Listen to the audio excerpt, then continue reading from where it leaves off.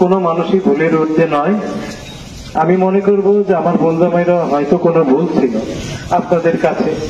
যদি কোনো এরকম ছোটখাটো ভুল থাকে, যদি বড়ও থাকে, তবে আমি ওনার সম্বন্ধী হিসাবে আপনাদের কাছে করজোরে অনুরোধ করব যে ওনারে ক্ষমা করে দিবেন সবাই, এই আশা ব্যক্ত করি। আর তেমন কিছু বলার নাই।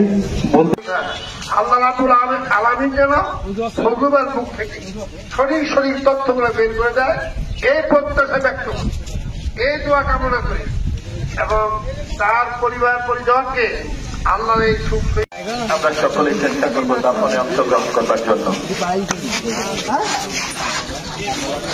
আকাশের অবস্থা খুব একটা ভালো নেই, আমরা খুব দ্রুত সময়ে মরহুমের পারিবারিক কবরস্থানে ওনাকে দাফন করা হবে।